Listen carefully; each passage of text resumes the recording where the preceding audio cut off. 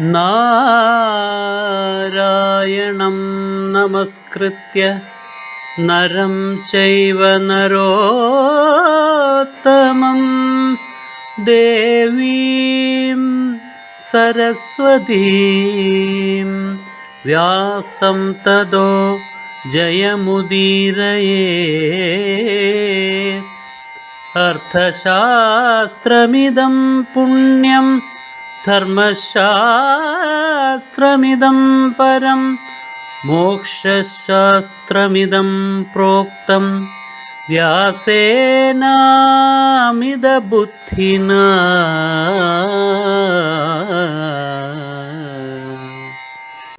അധർമ്മത്തിൻ്റെ പ്രത്യേകതകൾ ഇന്നതൊക്കെയാണ് എന്ന് കാണിച്ചു കൊടുത്ത് ആ അധർമ്മത്തെ വിട്ടേക്കൂ, ധർമ്മത്തിൻ്റെ മാർഗം സ്വീകരിക്കൂ എന്ന് ഉപദേശിച്ചു കൊടുക്കുന്ന ഭഗവാനെ നമുക്കിവിടെ കാണാം. അതാണ് എനിക്ക് ആരും ശത്രുവായില്ല, നമ്മെ ദേഷ്യോസ്തി, എനിക്ക് എല്ലാവരും തുല്യരാണ്. പണ്ടവരോട് പറഞ്ഞല്ലോ, നിങ്ങളും കൗരവന്മാരും എനിക്ക് ഒരുപോലെയാണ്, നിങ്ങളും എൻ്റെ കൊച്ചുമക്കളാണ്, കൗരവന്മാരും എൻ്റെ കൊച്ചുമക്കളാണ്. പാണ്ഡു എൻ്റെ മകനാണ്, ധൃതരാഷ്ട്രൻ എൻ്റെ മകനാണ്. ഇതാണ് ഈ ലോകത്തിലെ ഓരോ സംഭവത്തിലും പരമാത്മാവിൻ്റെയും മൂലപ്രകൃതിയുടെയും വിചാരം. അവരുടെ അനുഭവം അതാണ്. പരമാത്മാവും മൂലപ്രകൃതിയും എല്ലാ മനുഷ്യരെയും മൃഗങ്ങളെയും എല്ലാ ജീവരാശിയെയും, എന്തിന് വൈറസുകളെപ്പോലും ഇതേ പ്രകാരത്തിലാണ് കാണുന്നത്. അവരാരും തന്നെ ഈ ലോകത്തിന് വിപൽക്കരമായിട്ടുള്ളതായ ദോഷങ്ങളൊന്നും തന്നെ പ്രവർത്തിപ്പിക്കരുത് എന്ന് ആഗ്രഹിക്കുന്നു. പക്ഷേ കർമ്മ ബാധ്യതകളാൽ അനേക ജന്മങ്ങളിൽ സ്വാർത്ഥപൂർണമായ കർമ്മങ്ങൾ ചെയ്ത് ഉണ്ടാക്കി വച്ചിരിക്കുന്ന കർമ്മ വാസനകളാൽ ഈ ഉപദേശങ്ങളെയെല്ലാം നിരാകരിച്ചുകൊണ്ട് പലരും അവരവരുടേതായ ദുഷ്ടമായ മാർഗത്തിൽ പോയിട്ട് അനിവാര്യമായ പതനത്തിൽ പെടുന്നു. അപ്പോൾ ആ പതനത്തിൽ പെട്ടുകിടക്കുമ്പോഴെങ്കിലും ഒരുപക്ഷെ ചിന്ത വരും, നേരത്തെ ഇത്തരം കാര്യങ്ങൾ പറഞ്ഞ് മനസ്സിലാക്കിച്ചു വെച്ചിരുന്നാൽ. എങ്കിൽ അത് പെട്ടെന്ന് തന്നെ ആ പതനത്തിൽ നിന്ന്, ആ പതനത്തിൻ്റെ ക്ലേശമെല്ലാം അനുഭവിക്കുന്നുണ്ട്. പക്ഷേ അതിൽ നിന്നിട്ട് അടുത്ത ജന്മത്തിലെങ്കിലും ഉയരങ്ങളിലേക്ക്, സാത്വിക മാർഗത്തിലേക്ക് വളർന്നു വരാൻ കാരണമായി തീർന്നു എന്ന് വരാം. അങ്ങനെ ഒരു പ്രയോജനമുണ്ട്. വ്യാസൻ്റെ ഈ ആഗമനം യുദ്ധത്തെ തടയാൻ പര്യാപ്തമായില്ലെങ്കിലും, പര്യാപ്തമാവില്ല എന്ന് അദ്ദേഹത്തിന് അറിയാം. യുദ്ധം സംഭവിക്കും, കാരണം മനുഷ്യ മനസ്സുകൾ അങ്ങനെയാണ് ഇവിടെ പ്രവർത്തിക്കുന്നത്. ഇത് ഭഗവാന്റെ കുറ്റമല്ല, പരമാത്മാവിൻ്റെയോ മൂലപ്രകൃതിയുടെയോ കുറ്റമല്ല, മനുഷ്യ മനസ്സിലെ ദുഷ്ടവാസനകളുടെ ദോഷമാണ്. അപ്പോൾ ആ മനസ്സുകൾ അങ്ങനെ പ്രവർത്തിക്കുന്നത് കൊണ്ട് യുദ്ധം ഒഴിവാവില്ലെന്ന് അദ്ദേഹത്തിന് അറിയാം.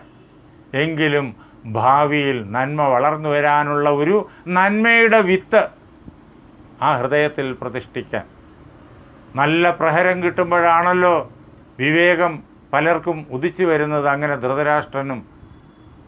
ധൃതരാഷ്ട്രനിലൂടെ മറ്റ് കൗരവാദികൾക്കും വിവേകം ഉദിക്കാൻ അടുത്ത ജന്മത്തിലെങ്കിലും ഒരു നല്ല ഒരു ക്ലാസ്സായിട്ട്, ഒരു വിദ്യാഭ്യാസമായിട്ട് ഇത് ഫലിക്കട്ടെ എന്ന് കരുതി വ്യാസനോട് ഓടി വരികയാണ്. അദ്ദേഹത്തിൻ്റെ ആ തുല്യഭാവം, ആരോടും വിദ്വേഷമില്ലായ്മ, ആരോടും ദുഷ്ടബുദ്ധിയില്ലായ്മ, അഹിംസ നമുക്കവിടെ കാണാം. തതഃ പൂർവാപരേ സൈന്യേ സമീക്ഷ്യ ഭഗവാൻ ഋഷി. ഇത് ഭീഷ്മപർവത്തിലെ രണ്ടാമത്തെ അധ്യായമാണ്. അധ്യായത്തിലെ തുടക്കമാണ്, രണ്ടാമത്തെ അധ്യായത്തിൻ്റെ തുടക്കം. അനന്തരം സൈന്യങ്ങൾ അവിടെ അണിനിരന്ന് കഴിഞ്ഞിരിക്കുന്നു കുരുക്ഷേത്രത്തിൽ അഭിമുഖമായിട്ട്. അനന്തരം കിഴക്കഭിമുഖമായിട്ടും പടിഞ്ഞാറഭിമുഖമായിട്ടും ഈ പാണ്ഡവ കൗരവ സൈനികർ ഇങ്ങനെ അണിനിരന്ന് നിൽക്കുന്നത്, യുദ്ധത്തിന് തയ്യാറെടുത്ത് നിൽക്കുന്നത് ഭഗവാനായ ഋഷി വ്യാസഭഗവാൻ സമീക്ഷയെ കണ്ടിട്ട് അദ്ദേഹം ഉടനെ ഇങ്ങോട്ട് വന്നു എന്ന് പറയാൻ തുടങ്ങുകയാണ്. സർവവേദവിധം ശ്രേഷ്ഠോ വ്യാസ സത്യവതീ സുതഃ. സത്യവതിയുടെ മകനായിരിക്കുന്ന വ്യാസൻ, എല്ലാ വേദങ്ങളും നന്നായി അറിയുന്നവനായ വ്യാസൻ, അങ്ങനെ വേദങ്ങൾ പൂർണ്ണമായും ഉൾക്കൊണ്ട ആളുകളുടെ കൂട്ടത്തിൽ ശ്രേഷ്ഠനായിരിക്കുന്ന വ്യാസൻ. വേദവ്യാസൻ, സത്യവതിയുടെ മകൻ, മത്സ്യഗന്ധിയുടെ മകൻ, ആ അവസരത്തിൽ എന്ത് ചെയ്തു? ഓടി വന്നു ധൃതരാഷ്ട്രൻ്റെ അടുത്ത്. എന്തുകൊണ്ട്? ഭവിഷ്യതിരണേ ഘോരേ ഭരതാനാം പിതാമഹ പ്രത്യക്ഷദർശി ഭഗവാൻ ഭൂതഭവ്യ ഭവിഷ്യവിത്. ഇതാ യുദ്ധം ആരംഭിക്കാൻ പോകുന്നു എന്ന് അദ്ദേഹം നേരിട്ട് കണ്ട് മനസ്സിലാക്കിയിട്ട്, എങ്ങനെയുള്ള യുദ്ധം? ഘോരേ, ഭയങ്കരമായിരിക്കുന്ന വൻ വിനാശമുളവാക്കുന്നതായ യുദ്ധം. ഈ ഭരത വംശത്തിൽ പിറന്ന രാജകുമാരന്മാർ തമ്മിൽ, സഹോദരന്മാർ തമ്മിൽ ഇതാ ചെയ്യാൻ തുടങ്ങുന്നു എന്ന് കണ്ടിട്ട് അവർക്കെല്ലാം പിതാമഹനായിരിക്കുന്ന വ്യാസൻ അതിൻ്റെ ആ യുദ്ധത്തിൻ്റെ പരിണാമം എന്താണ് എന്ന് നന്നായി കണ്ടറിയുന്നവനായ വ്യാസൻ, പ്രത്യക്ഷദർശി, നേരിട്ട് കാണുന്ന വ്യാസൻ. അത് ഭാവിയിലുള്ള കാര്യമാണ്. യുദ്ധം തീരുമ്പോഴാണ് എന്തൊക്കെ വിനാശങ്ങളാണ് സംഭവിച്ചത്, ആർക്കൊക്കെയാണ് ആ വിനാശങ്ങളുണ്ടായത് എന്ന് നമ്മെപ്പോലുള്ളവർക്കറിയാൻ പറ്റൂ. അതിന് യുദ്ധം കഴിയണം. പക്ഷേ അദ്ദേഹത്തിന് അത് വേണ്ട. അദ്ദേഹത്തിന് ഭൂതവും അതേപോലെ തന്നെ ഭാവിയും നടന്നുകൊണ്ടിരിക്കുന്ന വർത്തമാനവും ഒരുപോലെ പ്രത്യക്ഷമാണ്. അതുകൊണ്ടാണ് അദ്ദേഹം പ്രത്യക്ഷദർശിയാണ്. ഭാവിയിൽ സംഭവിക്കുന്ന വിപത്ത് നേരിട്ട് കണ്ടറിയുന്നവനായ ആ ഋഷി. അതുകൊണ്ട് ഒരു വിശേഷണം കൂടി അവിടെ പറഞ്ഞു, ഭൂത ഭവ്യ ഭവിഷ്യവിത്ത്. ഭൂതകാലത്തെയും വർത്തമാനത്തെയും ഭാവിയെയും നന്നായി അറിയുന്നവനായ വ്യാസൻ അതിന് വേണ്ടുന്നതായ പരിഹാരമെന്നുള്ള നിലയിൽ വൈചിത്രവീര്യം രാജാനം സഹരഹസ്യ ബ്രവീദിതം. വിചിത്രവീര്യൻ്റെ മകനായിരിക്കുന്ന രാജാവിനോട്, ധൃതരാഷ്ട്രനോട് രഹസ്യ ഏകാന്തതയിൽ, മറ്റാരും കേൾക്കാതെ, മറ്റുള്ളവരറിയാൻ പാടില്ല, ആകെ അറിയേണ്ടത് ഇദ്ദേഹത്തിൻ്റെ സഹായിയായിട്ട് ഒരാൾ കൂടെയുണ്ട്, സഞ്ജയൻ. അതല്ലാതെ ആരും അറിയാൻ പാടില്ല. അങ്ങനെയുള്ള വളരെ സുപ്രധാനമായ കാര്യമാണ് താൻ പറയാൻ പോണേ.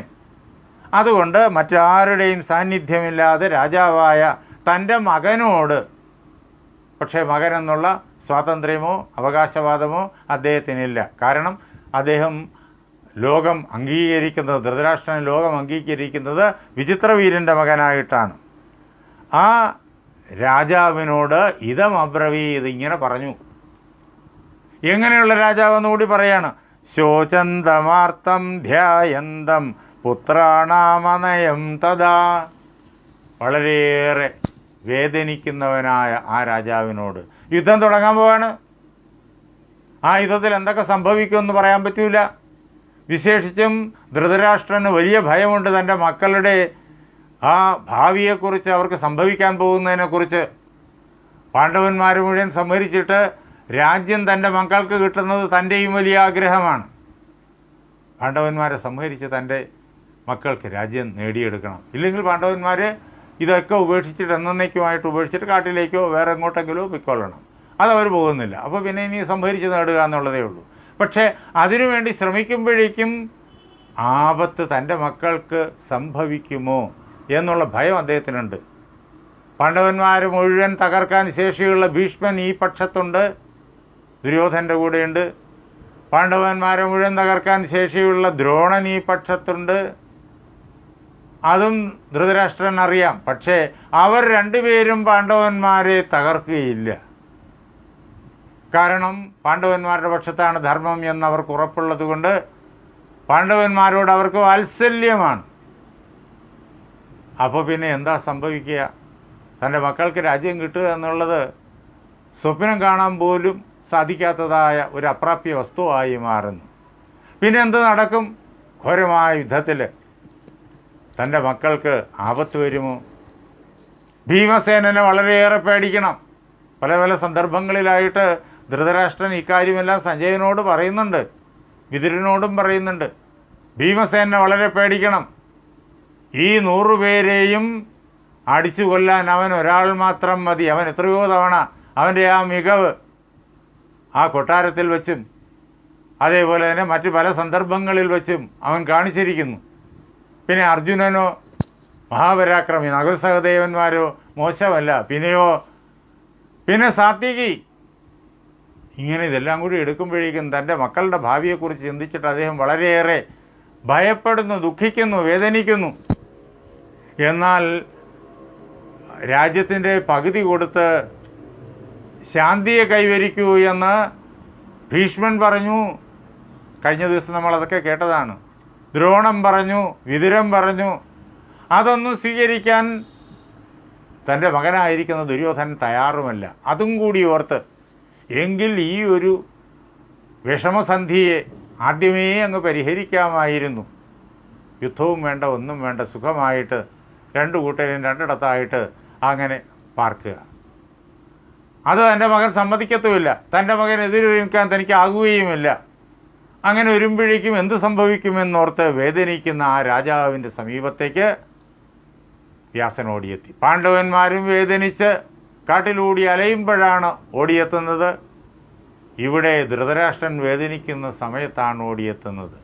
ഇനി ഇതിൽ വളരെ പ്രധാനപ്പെട്ടതായ ഒരു സംഗതി, ഈ യുദ്ധം വേണ്ട എന്ന് തീരുമാനിക്കാൻ അധികാരമുള്ളയാളാണ് ധൃതരാഷ്ട്രൻ. ഒരൊറ്റ ആളിനെ അധികാരമുള്ളത് ധൃതരാഷ്ട്രനാണ്. പാണ്ഡവന്മാർക്ക് നേരത്തെ അവർക്ക് അവകാശപ്പെട്ടതായിട്ട് കൊടുത്തിട്ടുള്ള ഇന്ദ്രപ്രസ്ഥാദി ദേശങ്ങൾ കൊടുത്തിരിക്കുന്നു എന്ന തീരുമാനമെടുക്കാൻ, കൽപ്പന പുറപ്പെടുവിക്കാൻ അധികാരം ധൃതരാഷ്ട്രനുണ്ട്. ആർക്കും ചോദ്യം ചെയ്യാൻ പറ്റില്ല. ആരെങ്കിലും ധൃതരാഷ്ട്രൻ്റെ കൽപ്പനയെ ചോദ്യം ചെയ്താൽ അവരെ വില്ലുകൊണ്ട് നിലയ്ക്ക് നിർത്താൻ ഭീഷ്മനും ദ്രോണനും തൻ്റെ പക്ഷത്ത് തന്നോടൊപ്പമുണ്ട്. ലോകത്താരെയും ഭയക്കേണ്ട കാര്യമില്ല. ഭീഷ്മൻ്റെ മുന്നിൽ നിൽക്കാൻ ലോകത്താർക്ക് സാധ്യമല്ല. ഭാരതത്തിലെ മുഴുവൻ രാജാക്കന്മാരെയും വെല്ലുവിളിച്ചാണ് അംബയെയും അംബികയെയും അംബാലികയെയും കാശിരാജ്യത്ത് നിന്ന് ഭീഷ്മൻ കൊണ്ടുവന്നത് തൻ്റെ അനുജന് വേണ്ടിയിട്ട്. എന്നിട്ട് അംബയ്ക്ക് വേറൊരു താല്പര്യം, സാൽവനോടുള്ള താല്പര്യം അറിയിച്ചപ്പോൾ അംബയെ യഥായോഗ്യം അങ്ങോട്ട് അയച്ചു. അത്രയേ ഉള്ളൂ. അംബികയെയും അംബാലികയെയും അനുജന് വിചിത്രവീര്യന് വിവാഹം കഴിച്ചും കൊടുത്തു. അന്ന് ഭയങ്കരമായ യുദ്ധം നടന്നു ഭാരതത്തിലെ എല്ലാ രാജാക്കന്മാരോടുമൊപ്പം. അവരെല്ലാം ഏകനായി നിന്ന് ഭീഷ്മൻ നിഷ്പ്രയാസം തോൽപ്പിച്ചു. അങ്ങനെ ഭീഷ്മൻ്റെ കരുത്ത് എത്രയോ തവണ തെളിയിക്കപ്പെട്ടിരിക്കുന്നു. ആ ഭീഷ്മൻ തൻ്റെ കൂടെ ഉള്ളപ്പോഴേക്കും തൻ്റെ ആജ്ഞ അത് നടപ്പിലാക്കപ്പെട്ടിരിക്കും, യാതൊരു സംശയവും വേണ്ട. പിന്നെ പോരാത്തതിന് ദ്രോണം കൂടെയുണ്ട്. പിന്നെ തൻ്റെ നാട്ടിൽ തന്നെ വളരെയേറെ ജനങ്ങൾ താൻ പറയുന്ന ഇക്കാര്യം, അതായത് യുദ്ധം വേണ്ട എന്നുള്ള കാര്യം, പാണ്ഡവന്മാർക്ക് അർഹതപ്പെട്ട രാജ്യം കൊടുക്കണമെന്നുള്ള കാര്യം സസന്തോഷം സ്വീകരിച്ച്, ആഘോഷപൂർവ്വം സ്വീകരിച്ച് നടപ്പിലാക്കാൻ തയ്യാറെടുത്ത് നിൽക്കുന്നവരാണ് നാട്ടുകാർ. എളുപ്പത്തിൽ നടക്കും. അതിനുള്ള അധികാരം ധൃതരാഷ്ട്രനുണ്ട്, ശക്തിയുമുണ്ട്. പക്ഷേ അത് പ്രയോഗിക്കാൻ അദ്ദേഹം തയ്യാറല്ല. കാരണം തൻ്റെ മകനോടുള്ള വാത്സല്യാതിരേകം. അതുകൊണ്ടാണ് വ്യാസൻ അദ്ദേഹത്തിൻ്റെ അടുത്ത് വന്നത്. അല്ലയോ മഹാരാജാവേ, അങ്ങ് വിചാരിച്ചാൽ ഈ യുദ്ധം ഇപ്പോൾ വേണ്ടെന്ന് വയ്ക്കാൻ. യുദ്ധം ആരംഭിച്ചിട്ടില്ല, സൈന്യങ്ങൾ അണിനിരന്ന് നിൽക്കുന്നു. ഇനി നിമിഷങ്ങൾക്കുള്ളിൽ യുദ്ധം ആരംഭിക്കും. ഇപ്പോൾ അങ്ങയുടെ ഒരു ആജ്ഞ മതി. ഈ സൈന്യങ്ങളെല്ലാം പിരിഞ്ഞ് അവരവരുടെ ദേശങ്ങളിലേക്ക് മടങ്ങിപ്പോകും. കൗരവന്മാർ രക്ഷപ്പെടും, അങ്ങയുടെ മക്കൾ രക്ഷപ്പെടും, പാണ്ഡവന്മാർ രക്ഷപ്പെടും, ലോകം മുഴുവൻ രക്ഷപ്പെടും, മുഴുവൻ യോദ്ധാക്കളും രക്ഷപ്പെടും. മഹാരാജാവേ, ഇതിൽ പരം പുണ്യകർമ്മം വേറെ ചെയ്തിരിക്കുന്നു. ഇത്ര ഏറെ ആളുകളുടെ, അനേകം ലക്ഷം ആളുകളാണ് 18 അക്ഷൗഹിണി എന്ന് പറയുമ്പോഴേക്കും. പിന്നെ കുതിരകൾ, ആനകൾ, ഇങ്ങനെ പോകുന്നു ആ ജീവരാശി. അപ്പോൾ ഇവരുടെ എല്ലാം ജീവൻ രക്ഷിക്കാൻ ഒരൊറ്റ ആജ്ഞ കൊണ്ട് സാധിക്കുമെന്ന് വന്നാൽ അതിനേക്കാളും വലിയൊരു ഭാഗ്യം എന്തുണ്ട്? അത് ധൃതരാഷ്ട്രനെ ബോധ്യപ്പെടുത്തി ധൃതരാഷ്ട്രനെ കൊണ്ട് ചെയ്യില്ലെന്നും അദ്ദേഹത്തിനറിയാം. വേണ്ടിയിട്ടാണ് വ്യാസൻ്റെ വരവ്. ധർമ്മം എന്താണെന്ന് നമുക്ക് പഠിപ്പിച്ചു തരാൻ പറ്റിയ ഒരവസരം. ഇവിടെ നമ്മൾ നേരിട്ട് കാണുന്നത് അനേക കാര്യങ്ങളുണ്ട്. അതിൽ വളരെയേറെ പ്രധാനം അതിനെയാണ് നാം ഇപ്പോൾ ഉദാഹരണമായിട്ട് ഇതെടുക്കാനുള്ള കാരണം. അത് അഹിംസയാണ്. വ്യാസൻ്റെ ഹൃദയത്തിൽ നിറഞ്ഞു നിൽക്കുന്ന ദൈവീ സമ്പത്തായ അഹിംസ. ആരോടും വിരോധമില്ലായ്മ, ആരോടും ദുഷ്ട സമീപനം ഇല്ലായ്മ.